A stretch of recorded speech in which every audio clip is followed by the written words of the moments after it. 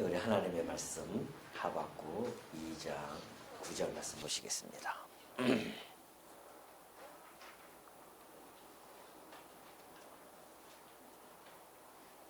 하박국 2장 9절입니다. 자, 찾으신 줄로 알고 봉독해 드립니다. 재앙을 피하기 위하여 높은 데 깃들이려 하며 자기 집을 위하여 부당한 이익을 취하는 자에게 화 있을진저 내가 많은 민족을 멸한 것이 내 집에 욕을 부르며 내 영혼에게 죄를 범하게 하는 것이 되었도다. 담에서 돌이 부르짖고 집에서 들보가 응답하리라. 11절까지 봉독해 드렸습니다. 제가 좀 부끄러운 일이지만 젊었을 때에 그런 적이 있었습니다. 차를 타고 가다가 한적한 길이었어요. 근데 신호등이 빨간불이었거든요. 그러니까 좌우를 아무리 살펴봐도 경찰도 없고 해서 그냥 뭐 급한 김에 빨리 가야 할 길이 있어가지고서는 그냥 지나갔었습니다.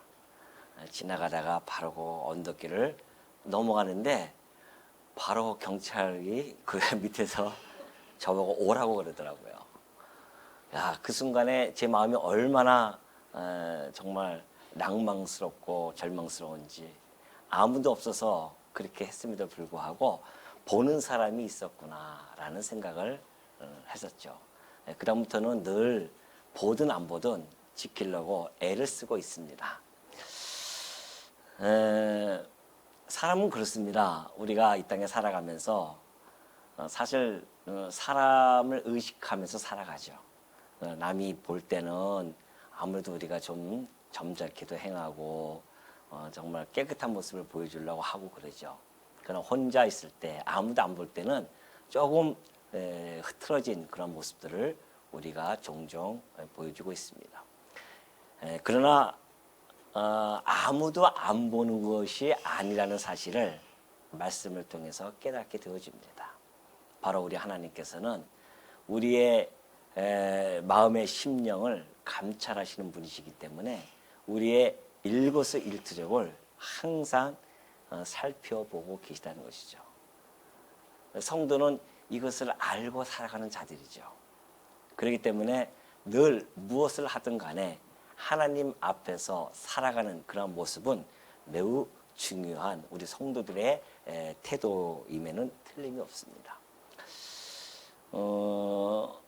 제가 왜 이런 얘기를 꺼내냐 하면은 지난번에도 말씀드렸지만은 하나님께서는 그 바벨론이라고 하는 그 나라의 모든 죄악된 행동들을 결코 모르고 계신 분이 아니었다는 겁니다. 오늘 이 성경을 통해서 보여주시는 하나님은 그들의 모든 죄악상을 낱낱이 알고 계시고 또 밝혀주고 계십니다. 죄악을 꿰뚫어 보시는 그 하나님 앞에는 그 누구도 숨길 죄악, 그 죄악들은 아무것도 없다는 것을 우리는 깨닫게 되어지죠. 그 죄악이 결국은 심판의 근거가 되어져서 하나님께서는 지금 바벨론을 심판하시겠다고 하는 그러한 선포를 하박국을 통하여 전해주고 있는 것이죠. 자, 그렇다고 한다면 그 바벨론이 가지고 있었던 죄악상은 도대체 무엇인가요? 지난 시간에 살펴보았듯이 하나하나 지금 조목조목 하나님이 들고 계십니다.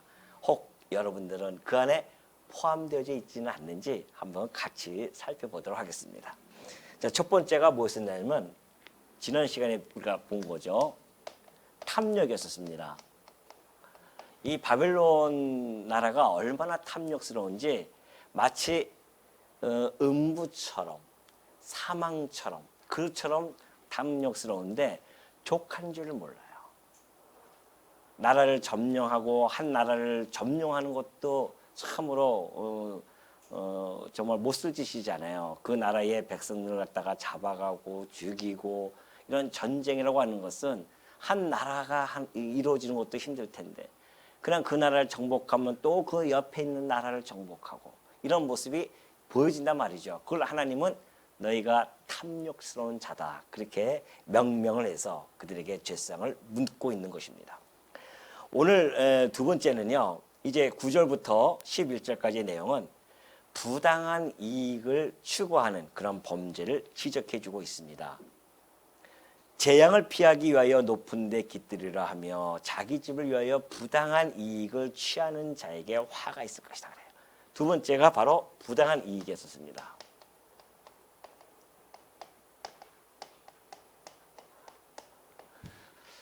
여기서 이제 부당한 이익이라고 하는 것은 바벨론이 다른 나라를 침공하잖아요. 그 나라를 침공하면은 약탈을 할 수밖에 없습니다.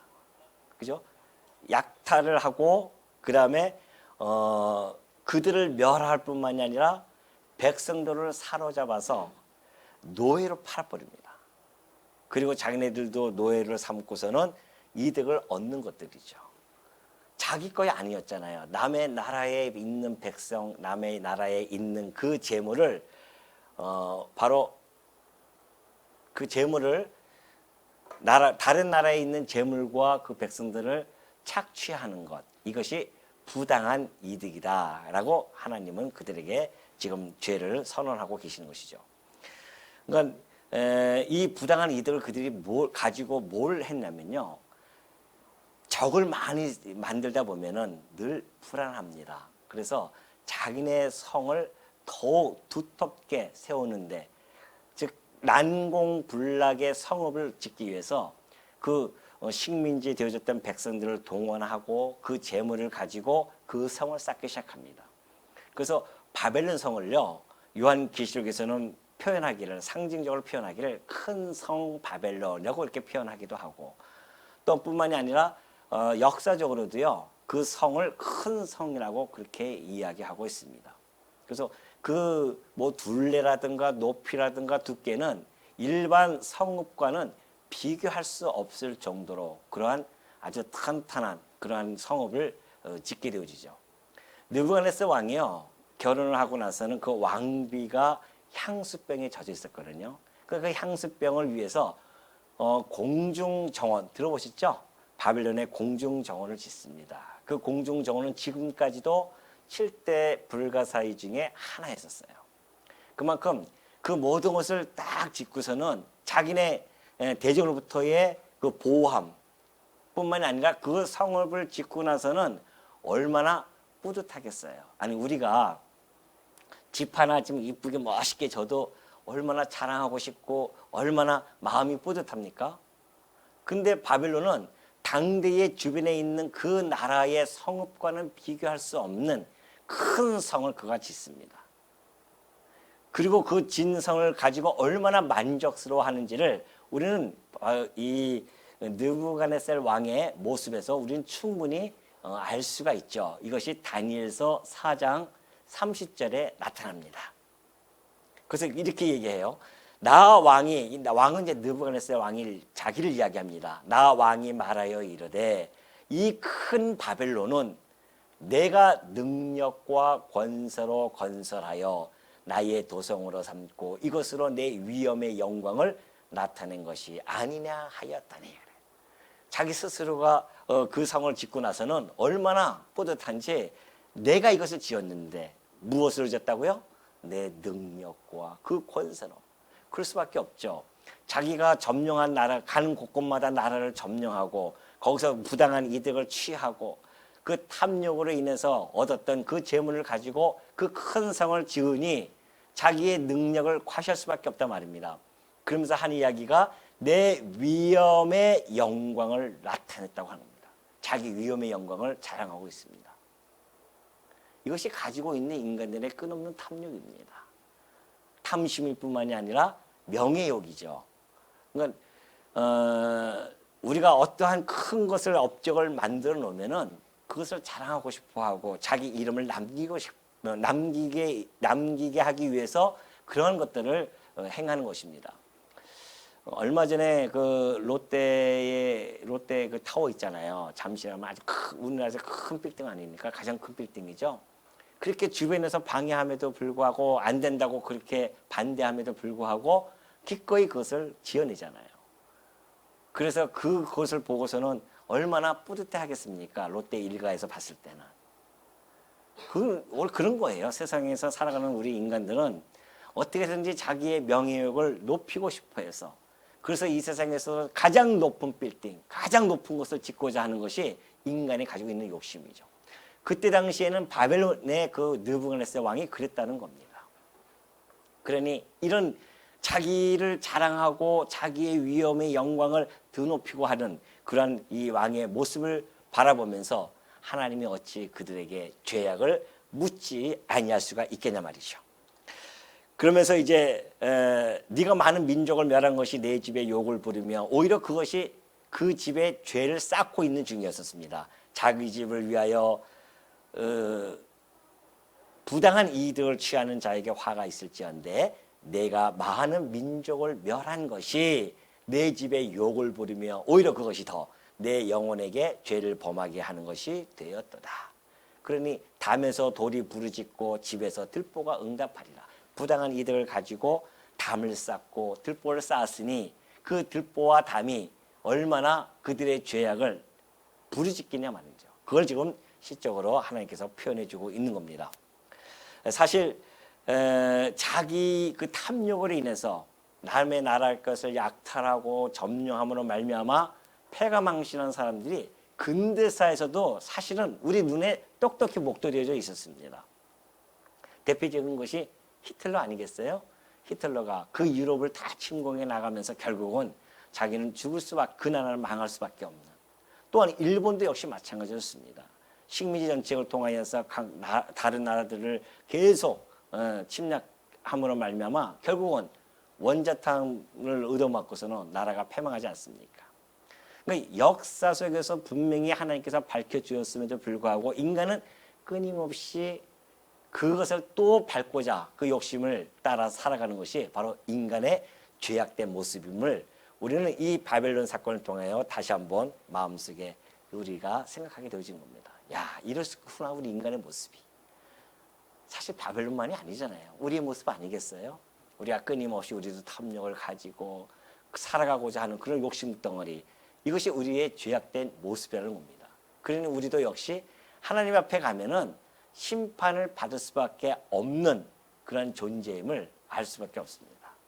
그럼에도 불구하고 우리는 그 심판의 자리에 앉지 아니한다고 하는 것은 전적으로 우리 주 예수 그리스도의 공로가 아니겠냐 말이죠. 그것 때문에 우리가 지금 살아가는 거 아니겠습니까?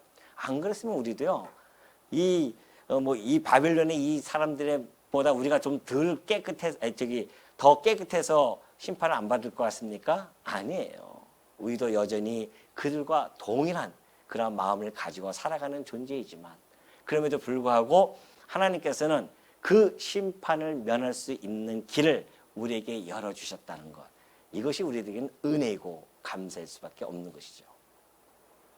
그러면서 이제 12절에 넘어가면 피로 성읍을 건설하며 불의로 성을 건축하는 자에게 화 있을진저 민족들이 불탈 것으로 수고하는 것과 나라들이 헛된 일로 피곤하게 되는 것이 만군의 여호와께로 말미암음이 아니냐. 이는 물이 바다를 덮은 같이 여호와의 영광을 인정하는 것이 세상에 가득함이니라. 자, 12절부터 이제 14절까지는요. 피와 불의로 성읍을 건설한다는 겁니다. 그러니까 피와 불의라고 하는 것은 그 식민지 되어진 그 백성들을 데리고 와서 그 성읍을 건설하죠. 강제 노역 아니겠습니까? 이것이 바로 노동 착취입니다. 하나님께서는 그것조차도 그들에게 죄악을 묻습니다. 노동 착취, 강제 노역, 이런 것도 마찬가지입니다. 그러니까 그들이 다른 나라 백성들을 데리고 와서 자기네들의 성읍을 짓는다는 겁니다. 그러니까 아무 돈도 안 주실 거 아닙니까?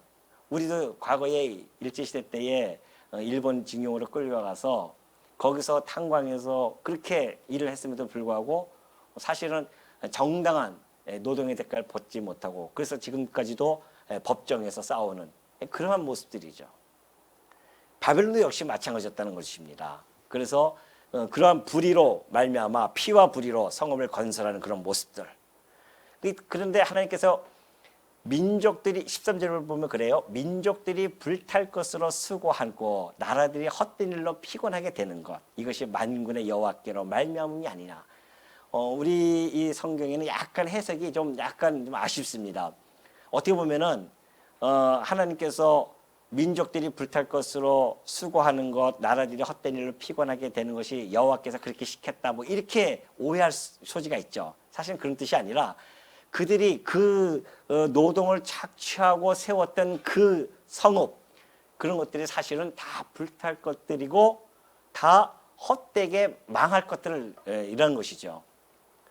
그들이 아무리 그 불의한 이 탐욕으로 인해서 부당한 이익을 가지고 노동을 착취하면서 이제는 그 누구도 침범할 수 없는 난공불락의 성읍을 만들었다 할지라도 그것조차도 하나님께서는 다 불타버리고 헛된 것들입니다. 사실은.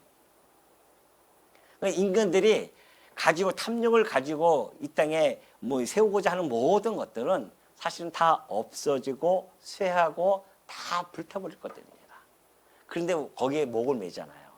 거기에 인생의 전부를 다 건다 말입니다.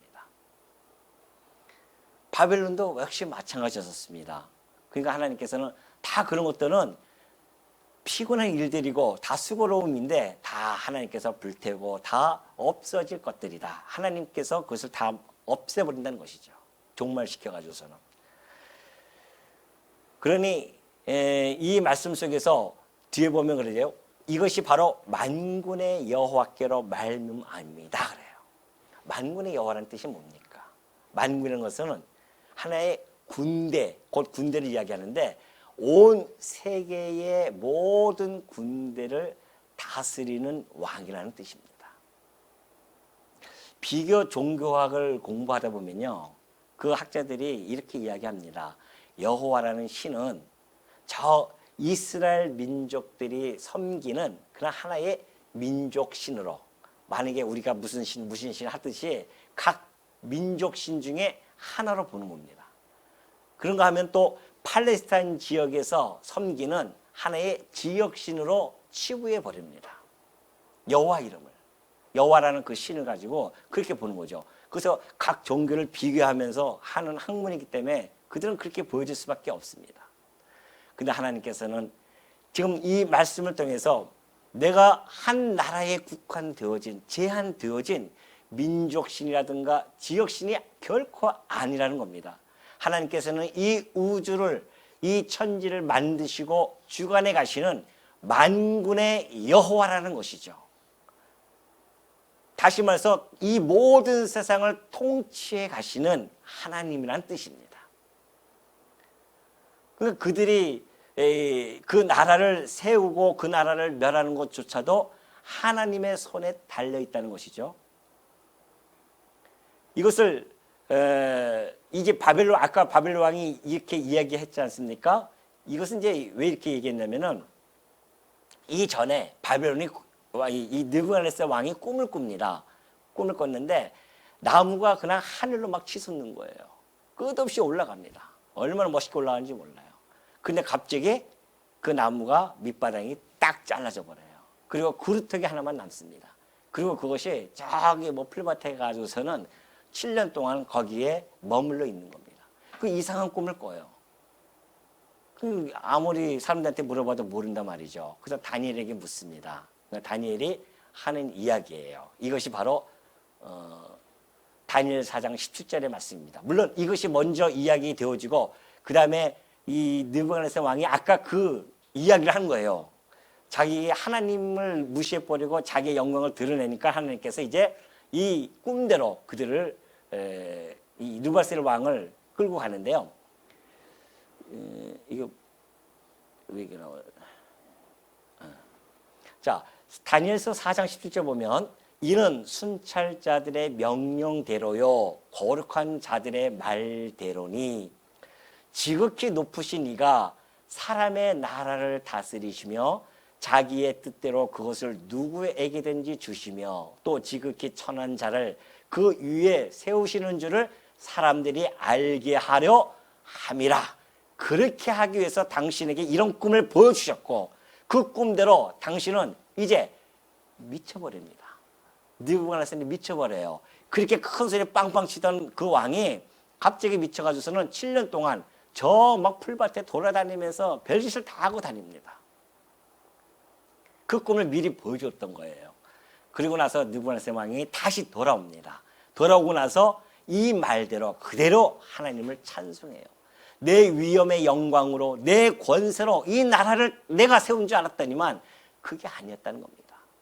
그러면 그 도대체 그 나라를 누가 세웠는가? 지극히 높으신 이가, 그게 하나님 아니십니까? 사람의 나라를 다스려 나간다는 겁니다. 이스라엘 나라만 하나에 국한되어진 그 나라만 다스리는 하나님이 결코 아니라는 것이죠. 그 이스라엘 나라를 중심으로 포진되어졌던 수많은 그러한 나라들, 고대 근동의 모든 나라뿐만이 아니라 그때 당시에 성경에 등장하지 아니했던 이 한국의 땅까지도 다 하나님의 그 통치권 아래 놓여 있다는 사실입니다. 그걸 보여주죠. 그 나라를 다스리시며 자기의 뜻대로 그것을 누구에게든지 주시는 겁니다. 하나님의 뜻대로. 그 왕이 잘나서요? 그 왕이 뭐 능력이 뛰어나서요? 아니에요. 하나님께서 그 나라를 자기의 뜻대로 그것을 누구에게든지 주실 수 있는 그런 능력을 가지고 계신 분이십니다. 그러면서 또 지극히 천한 자를 그 위에 세우시는 줄을 사람들로 하여금 알게 하신다고. 우리는 뭐 어떤 큰 자리에 올라가면 자기가 되게 대단한 줄 착각하고 있습니다. 아니에요. 하나님께서 지극히 천한 자도 그렇게 세우시면 세워가는 겁니다. 이걸 아는 것이 우리 성도예요. 그러니 여러분들 이제 대통령 선거가 얼마 남지 않았잖아요. 교회에서 보면은 뭐 대통령 선거하면서 또 교회도 싸우고 막 난리가 아닙니다. 나는 무슨 당이다, 나는 무슨 당이다, 누가 대통령이 돼야 된다, 안 된다. 그래가지고 막 그런 교회마다 또 분란이 일어나는 교회도 참 많이 있습니다. 어리석음입니다. 이 말씀을 알면은 저는 가만히 보면은 그 대통령들을 면면을 쫙 우리나라 건국하고 나서부터 이승만 대통령부터 시작해서 쫙 살펴보면은 정말 그 한 나라를 다스릴 수 있는 그러한 모습들을 여러분 보여집니까? 진짜 저 사람은 진짜 이 나라의 성군으로서 뭐 그렇게 보여질 수 있냐 말이죠. 제가 봤을 때는 그 어떠한 왕도 어떠한 대통령도 그러한 면모를 바라볼 수가 없습니다. 만약에 그들에 의해서 이 세계가 움직여 나간다고 한다면 이 세계는 벌써 망하고도 망했을 것입니다. 안 그래요? 뭐 미국의 뭐 트럼프 대통령부터 시작해서 뭐 세계 지도자를 꼭 보면은 사실 정말 우리나 그나 거의 비슷비슷해요. 살아가는 게 다. 그럼에도 불구하고 이 지구 땅에 이 역사가 지금까지 존속되어진 것은 정말 이 세계를 다스리는 하나님 때문에 이것이 있는 것이지, 안 그러면요 벌써 우리 인간의 이 타락된 마음 가지고 타락된 이성을 가지고 이 세계를 만약에 다스려 나간다고 한다면 끝난 겁니다 벌써. 그럼에도 불구하고 이 나라가 이 세계가 여전히 존속되어지는 것은 하나님께서 당신의 목적과 뜻을 이루기 전까지는 당신의 뜻대로 세울 자는 세우고 패할 자는 패하고 이러면서 역사를 진행해 오셨고 주관해 오셨기 때문에, 통치해 오셨기 때문에 지금까지 이 세계가 존속되어진다는 사실을 잊지 마시기 바랍니다. 이걸 보여주시는 거예요. 내가 잘나서 대통령이 되는 것도 아니고요, 왕이 되어지는 것도 아닙니다. 하나님께서는 천한 자를 그 위에 세우시는 하나님이십니다. 그러니 하나님을 찬송해야 할 자들이 아까 느부갓네살처럼 자기 위엄의 영광을, 얼마나 뿌듯합니까? 그 바빌론 성을 만들어 놓고. 우리 인간들도 마찬가지잖아요. 우리가 뭐 한가 해놓으면 아주 뿌듯해가지고서는 대단한 거 해놓은 것처럼 착각하고 살아간단 말이죠. 하나님 보시기에 얼마나 우스우시겠습니까? 인간이 가지고 있는 생각과 인간이 가지고 있는 지혜가 얼마나 크면 얼마나 크겠냐 말이죠. 세상의 지혜가, 세상의 기술이 얼마나 발전하면, 하나님이 이 모든 만든 우주의 이 질서와 이 우주의 법칙 그 안에 그것보다도 비교할 수 없는 그런 걸 가지고서는 마치 하나님처럼 그렇게 뽐내며 살아가는 그런 인간의 모습들, 참으로 하나님 보시기에는 가스로울 수밖에 없는 거죠. 그것을 일찍이 느부갓네살 왕을 통하여서 바벨론을 통하여서 보여주신 겁니다. 그러니까 우리는 하늘의 지혜를 가지고 있다고 한다면 이 세상의 역사의 이치와 이 우주가 돌아가는 원리를 우리는 충분히 알 수가 있잖아요. 하나님이 해나가시는구나. 그러니 이번에 대통령도 누가 세워요? 하나님이 세우시는 겁니다. 어떠한 대통령이 되든 뭘 별 다름이 있겠습니까?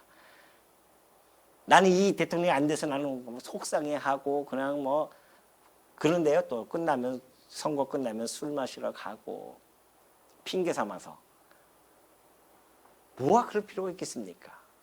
하나님께서 세울 자를 세우실 것이고 나라를 힘들게 하면은 이상한 사람을 세울 것이고 나라를 좀 부강하게 하려면 좀 더 나은 사람을 세울 것이고 이 모든 것이 자기의 뜻대로 행하시는 그 하나님, 그 하나님을 믿고 살아가는 우리들로서는 마음이 그래서 평안한 겁니다. 대통령이 되든 마음이 평안한 거예요. 왜? 이끌어 가시는 분이 누구이시기 때문에? 하나님이시기 때문에 그래요. 그러니까 지금 여기서도 그런 겁니다.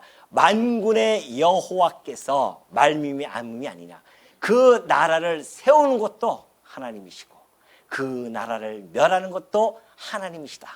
그래서 14절 보니까 이는 물이 바다를 덮은 같이 여호와의 영광을 인정하는 것이 세상에 가득해질 것이다. 그걸 통해서 바벨론 역사를 통해서 하나님의 영광이 드러날 것을 하나님께서는 지금 밝혀주고 있죠. 자, 그러면서 이제 15절로 넘어가면은 이웃에게 술을 마시게 하되 자기의 분노를 더하여 그에게 취하게 하고 그 하체를 드러내려 하는 자에게 화 있을진저 내게 영광이 아니요 수치가 가득한즉 너도 마시고 너희 할례받지 아니한 것을 드러내라. 여호와의 오른손의 잔이 내게로 돌아올 것이라. 더러운 욕이 내 영광을 가리리라. 이는 내가 레바논의 강포를 행한 것과 짐승을 죽인 것 곧 사람의 피를 흘리며 땅과 성읍과 그 안의 모든 주민에게 강포를 행한 것이 내게로 돌아오리라. 지난번에 말씀드렸지만 하나님께서 지금 행한 대로 내가 갚아줄 것이다. 근데 이웃에게 술을 마시면서 수치를 그들에게 줍니다. 이것도 역시 하나의 죄악입니다. 이웃에게 수치를 줘요. 수치를 주는 그런 것들을 표현하기를 술을 먹여가지고서는 취하게 만들어가지고 혼미케 한 다음에 그들을 능욕하는 겁니다. 그들에게 국치를 주는 거예요. 주권을 빼앗고 그들에게 멸망시키는 이런 일들. 그리고 모든 타락, 이 술 취함의 상징이 뭡니까? 부패와 타락과 난잡한 그런 어떤 문화 이런 것들을 뜻하잖아요. 그러니까 그런 걸 통해서 그런 걸 퍼지게 하고 퍼뜨리게 하고 그래서 그들로 하여금 혼미케 해가지고서는 그 다음에 침략해가지고서는 그들로 망하게 하는 이런 모든 일들 이런 것들을 지금 하나님께서 좀 책망해 주고 있는 것이죠. 그래서 여호와의 오른손 그러니까 네가 18절 보면 16절 보면 그러죠. 내게 영광이 아니요. 자기네들은 그것이 영광인 줄 알았어요. 정복을 하고 그 정복에 의해서 자기네들의 나라가 이름이 높이 들어지는 것이 영광인 줄 알았는데 하나님께서는 그것이 영광이 아니요 수치가 가득한 것이다. 너도 마시고 너의 할례받지 아니한 것을 드러내라는 겁니다. 그들이 할례받지 않는 것은 그들의 불의함 아닙니까? 그 불의함을 너희가 다 드러낼 것이다. 여호와의 오른손의 잔이 내게로 돌아올 것이라. 그 심판의 잔, 하나님의 심판의 잔이 그들에게 주어서 그들이 결국은 그 더러운 욕이 그들의 쌓아왔던 모든 영광을 다 가리워지게 할 것이라는 것이죠. 그러면서 네가 레바논의 강포를 행한 거, 레바논은요, 그 이스라엘 팔레스타인 그 북쪽에 있는데 이 레바논을 유다의 상징으로 그렇게 이야기해주고 있습니다. 왜냐하면 레바논 안에 백향목이 있잖아요. 그 백향목은 그 눈보라 속에서 자라나는 나무였기 때문에 향기가 아주 가득합니다. 그래서 유다 나라를 백향목처럼 그렇게 비유를 하기 때문에 지금 하나님께서는 백향목을 그렇게 이야기해주고, 레바논을 유다로 상징해서 표현해주고 있는 겁니다. 네가 그렇게 행한 것, 그래서 성읍과 그 안에 모든 주민에게 강포를 행한 것, 내게로 돌아올 것이다. 그래서 결국은 진짜 벨사사 왕, 이거 한번 볼까요? 다니엘서 5장 2절 보니까 벨사사 왕, 바벨론의 마지막 왕이었던 그 왕이 술을 마십니다. 하나님께서 그들에게 동일하게 그 이웃 나라에게 행했던 대로 그들이 술을 마시면서 향락에 젖었을 때 이 밤에 그들이 망해버립니다. 그에 붙인 느부갓네살이 예루살렘 성전에서 탈취하여 온 은금 그릇을 가져오라고 명하였으니 이는 왕과 귀족들과 왕후들과 후궁들이 다 그것으로 마시려 함이었더라. 이에 예루살렘 하나님의 전 성소 중에서 탈취하여 온 금 그릇을 가져오매 왕이 그 귀족들과 왕후들과 후궁들과 더불어 그것으로 마셨더라. 여전히 그 향락문에 젖어서 자기네들이 지금 그날 밤에 망할지도 모르고요. 이렇게 그들의 모습을 보여주는 거죠. 결국은 너희들이 이웃을 수치하게 했기 때문에 너희 스스로도 수치심을 당할 것이다. 하나님의 말씀이 그대로 이루어집니다. 그러면서 그들이 술을 마시고는 그 금, 은, 구리, 쇠, 나무, 돌로 만든 신들을 찬양하니라. 이것이 바로 18절부터 연속해서 나오는 이야기입니다. 18절 볼까요? 새긴 우상은 그 새겨 만든 자에게 무엇이 유익하겠느냐? 부어 만든 우상은 거짓 스승이라 만든 자가 이 말하지 못하는 우상을 의지하니 무엇이 유익하겠느냐? 하나님이 정확하게 지금 그 우상에 대해서 지적을 해주고 계십니다. 아니, 새겨서 우상을 만들어요. 그 장색가들에 의해서 우상을 만듭니다. 근데 그 우상을 만들 때 금, 은, 구리, 쇠 뭐 이런 것들이죠. 광물 같은 걸로 만든다는 겁니다. 그런데 그것을 만들면 무슨 유익이 있겠냐 말이죠. 그들은 다 거짓 스승이라는 것입니다.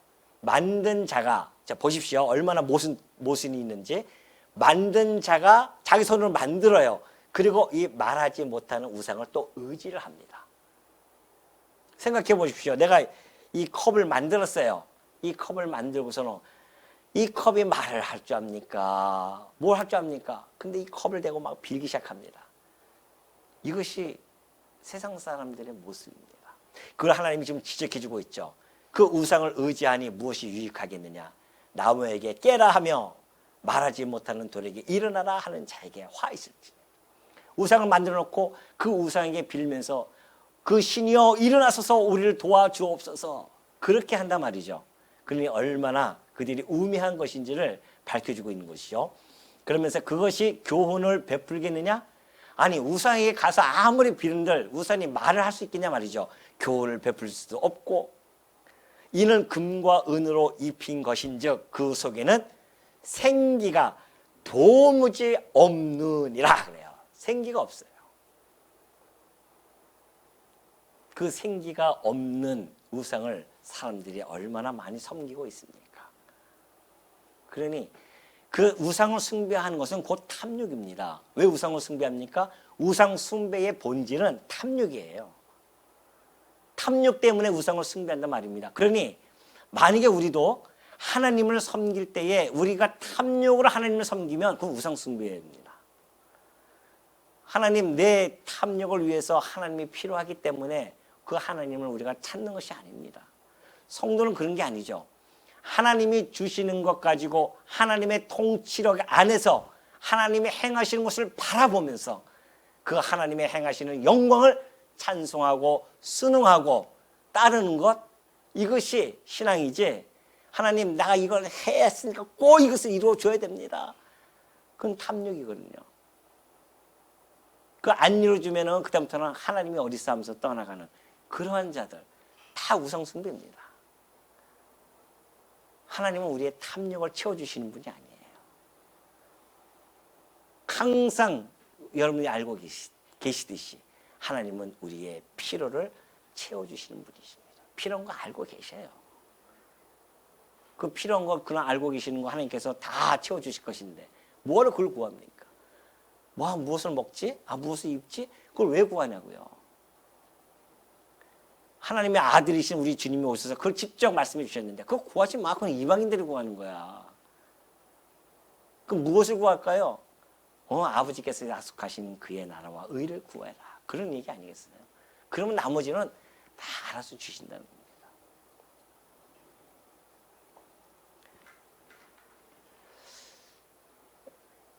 그러면서 이제 하는 이야기가 마지막에 그런 이야기죠. 20절에 오직 여호와는 그 성전에 계시니 온 땅은 그 앞에서 잠잠할지니라 하시니라. 이게 압권입니다. 20절에 이 하나님께서 이 한 구절을 전해줬지만은 이것이 지금 우리들이 바라보는 모든 신앙을 끌고 갈 수 있는 하나의 압권이 있었어요. 자, 보세요. 오직 여호와는 그 성전에 계시니 그래요. 그 무슨 뜻입니까? 성전에 계신다고 하는 것은 살아 존재하고 계신 분이라는 뜻입니다. 저 앞에서 우상을 얘기했잖아요. 그는 생기도 없고 교훈도 없고 그것들은 아무 힘을 발휘할 수 없고 말도 할 수 없는 자이지만 나 하나님은 성전에 계신다는 겁니다. 이스라엘 민족들에게 성전을 지라고 했죠. 그들이 성전을 짓고 싶어 지은 게 아니에요. 하나님이 이스라엘 백성들에게 성전을 지어라. 내가 거할 곳을 지어라. 왜? 내가 너희와 함께 있을 거야. 아니 하나님이 영이신데 보이지도 아니하신 분이 그 성전에 거기서 있겠습니까? 그럼에도 불구하고 그들에게 계시해 주시기 위해서 내가 너희와 함께하기 위해서 왜? 인간들은 눈에 보이는 것에 약하기 때문에 그 성전도 지어놓고 있어야 하나님이 여기를 임재하고 계시는구나 이렇게 느껴질 수밖에 없단 말입니다. 그러니까 그걸 짓게 하신 거예요. 그 인간의 한계를 아시기 때문에. 그러나 하나님이 그 성전을 짓고 그곳에 계시겠냐 말이죠. 천지의 주재자이시고 우주 만물을 만드신 그 하나님께서 인간이 지은 전에 그것에 계시겠냐 말이죠. 그래서 이 시편에 보면요 이렇게 노래하고 있는 겁니다. 여호와께서는 그의 성전에 계시고 그의 성전 하나님의 성전이죠. 하나님의 집이시니까 그 성전에 계시고 여호와의 보좌는 하늘에 있다는 겁니다. 성전에 계시다는 것을 하시는 것은 이 땅에 지금 우리와 함께 내재하고 있다는 겁니다. 그리고 하늘에 보좌에 있다고 하는 것은 이 땅을 초월하고 계신 분이에요. 그래서 신학적 용어가 바로 거기서 내재적 초월이라는 그 신학적 용어가 나오는 이유가 바로 여기에 있습니다. 하나님이 이 땅에 함께 우리와 머물고 계셔요. 그러면서도 여전히 이 땅에 국한되어지지 아니하신 분입니다. 그럼 무슨 이야기입니까? 하나님은 편재하고 계시다는 뜻입니다. 안 계신 곳이 없어요. 우주 전체에 다 하나님은 충만하게 계신다는 이야기죠. 근데 철학자들은요, 그게 고민스러운 겁니다. 그러니까 이걸 갖다가 어떻게 풀어내지 못하니까, 신이 이 땅을 만들어 놓고, 이제는 이 자연의 우주의 법칙을 만들어 놓고 떠났다, 초월했다. 그게 이제 이신론자들이 하는 이야기잖아요. 자연신론자들이 하는 이야기란 말입니다. 그런가 하면은 아니다.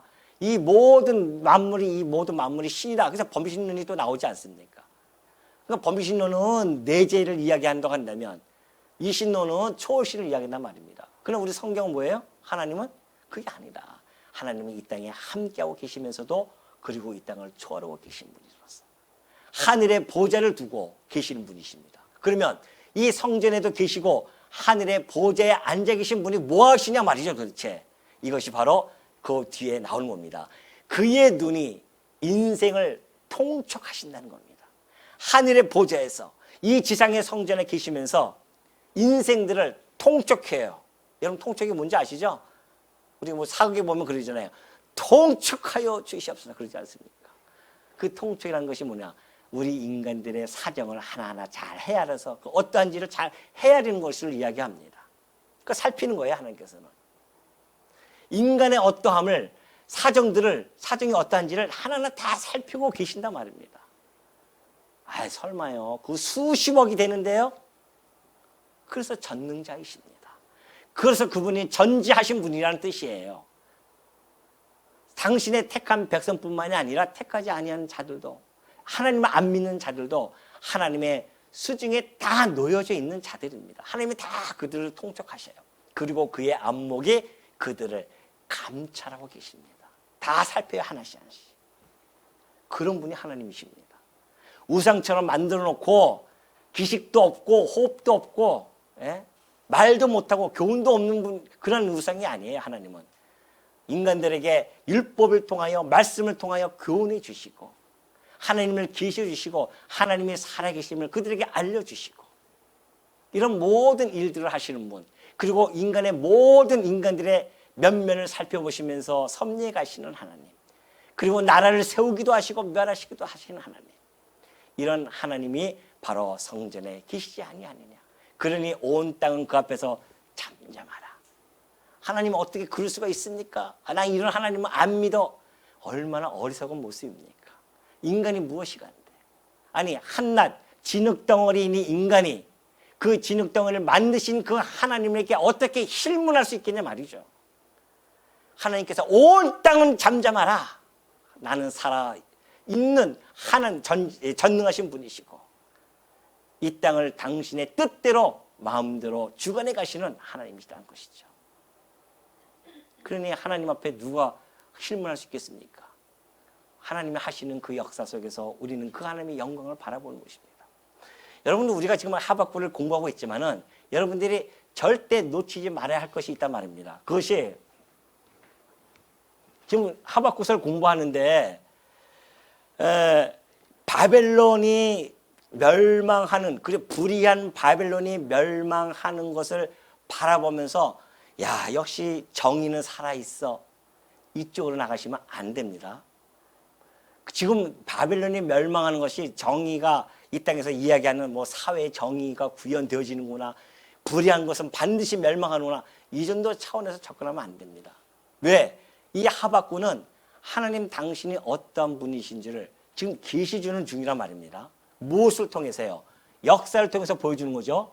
자, 바벨론이라고 하는 그 나라를 통해서 보여주시는데, 좀 바벨론에게 지금 하나님께서 말씀해 주셨듯이 그들의 종말을 이야기합니다. 하나님께서 그들을 멸망시킬 거야. 그런데 그 바벨론이 종말되기 전에 누가 세워요? 하나님이 세우십니다. 그리고 하나님이 종말, 세우는 분도 하나님이시오, 멸망케 하는 분도 하나님이시다. 그런데 이 세움과 종말을 누구에게 지금 이야기하고 있습니까? 선지자들이에요. 선지자는 이전에 바빌론이 멸망하기 130-40년 전에 이사야 선지자로부터 시작해서 예레미야 선지자, 하박국 선지자, 각 선지자들에게 바빌론이 멸망할 것을 예언케 해주십니다. 지금 이것도 예언 아닙니까? 예언의 말씀이에요. 바빌론 내가 멸망케 할 것이야.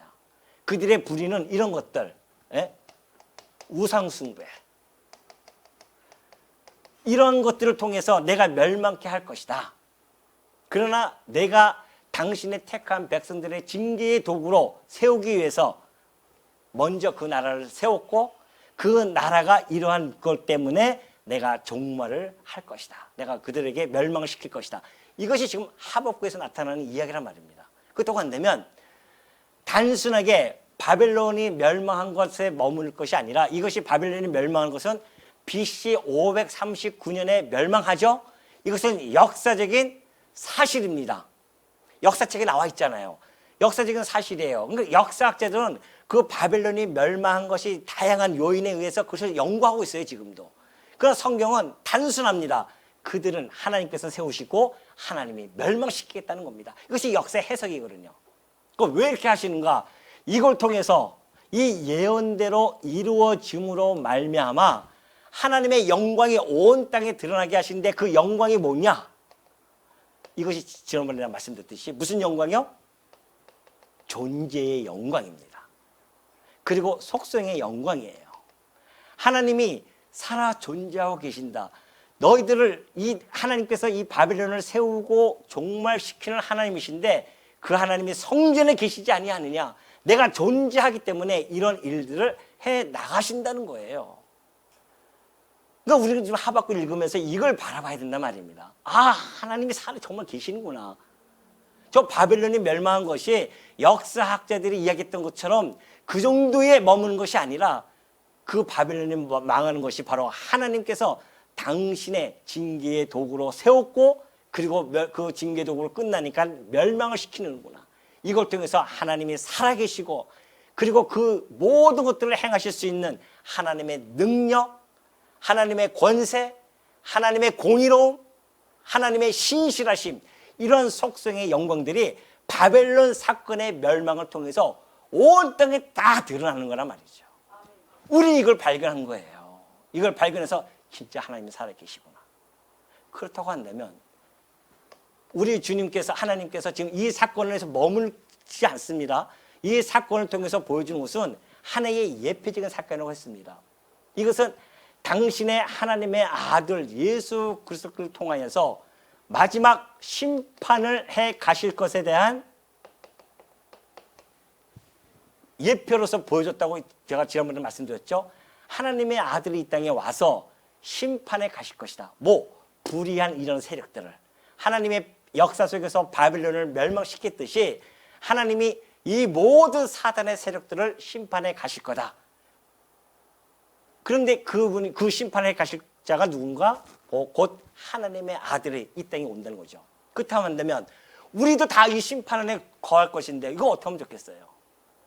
우리도 다 사단의 종로 타면 살아왔던 자들인데, 그러니까 하나님께서 그곳에서 이 심판에서 벗어날 길을 하나 열어주신 것이 바로 예수 그리스도십니다. 예수 그리스도를 믿는 자들은 심판에서 벗어날 것이다. 이것이 복음이란 말이죠. 근데 정말 예수님이 오셔가지고서는 이 복음의 길을 열어주셨습니다. 그러니까 우리는 그 예수님을 믿어요. 그냥 믿는 것이 아니라 바로 이 역사 속에서 드러나신 하나님의 약속을 보고 정말 하나님이 살아계시는데 그분이 아들을 보내신다고 약속했는데 진짜 오셨네? 이게 믿어지는 거죠. 그래서 우리는 예수를 그리스도를 믿는 겁니다. 그런데 이것만 믿는 것이 아니라 하나님께서 이 심판에 가신다는 것을 또 약속을 해줬기 때문에 이 약속이 곧 이루어질 것을 믿고 살아가는 자들입니다. 그러면서 이것이 빨리 오기를 소망하면서 살아가는 거예요, 우리는.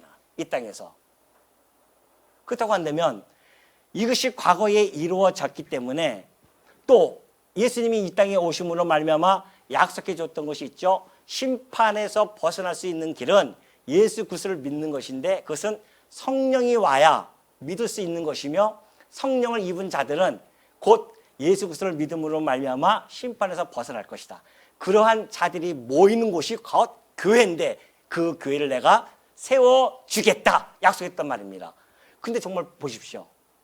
오늘 우리가 예수 그리스도를 믿는 것은 하나님의 영 때문에 믿게 되어졌고 그 약속대로 교회가 지금 온 세상에 널리 퍼져가고 있어요. 온 땅에 하나님의 영광이 막 퍼져가고 있단 말입니다. 여러분과 제가 바로 그 증거예요. 야, 정말 이루어졌네. 과거에 이렇게 하나님의 약속이 이루어졌는데 지금도 여전히 그 약속은 이루어지고 있구나. 그렇다고 한다면 이거 이루어질까 안 이루어질까요? 이루어졌고 이루어지고 있고 그러면 이것은 반드시 이루어진다. 이것을 믿고 소망하며 살아가는 자들의 성도입니다. 아까 우리 장로님 기도 그러시 하셨잖아요. 믿음과 소망, 사랑이 우리 교회의 이정표가 좀 해달라. 얼마나 좋은 기도입니까? 왜? 같은 믿음을 가졌어요. 같은 소망을 갖고 살아가는 자들입니다. 그들을 모아놓은 것이 교회예요. 그러면 그 교회에서 할 것이 뭐 있겠습니까? 아니, 같은 믿음과 같은 소망을 가지고 함께 이 길을, 아까 우리 다니엘에서 노래했듯이 함께 이 길을 걷고 있는 자들인데 좀 마음에 안 든다고 딴지 걸어서 넘어뜨릴 거예요? 어떻게든지 넘어진 자 있으면 또 붙들어주고 가고 함께 이 길을 가야 되는 거 아닙니까? 무엇을 가지고? 사랑하면서 살아가는 겁니다. 이 땅에서 이 심판 오시는 그날까지 우리는 믿음과 소망과 사랑 가운데서 이 교회를 함께 맺어준, 하나님께서 맺어준 같은 형제 지체끼리 손 붙잡고 이 험난한 길을 가는 것, 이것이 바로 이 말씀 운동 서원교회에 하나님이 주신 그것이 우리에게 사명을 하는 겁니다. 이 사명을 가지신 우리 성도님들, 이 하나님께서 역사하신 이 섭리를 다시 한번 발견하시면서 야, 정말 하나님이 살아계심이 너무나 분명하고 그 하나님이 살아계실 뿐만이 아니라 이런 능력을 가지셨다고 한다면 반드시 그 약속대로 심판이 올 터인데 우리를 심판에서 구원해 주신 그 하나님을 날마다 찬송하면서 그 하나님께 영광을 돌리는, 그래서 온 땅으로 하여금 우리 교회로 말미암아 하나님의 영광을 선포하는 그런 교회가 되어지기를 당부드리겠습니다.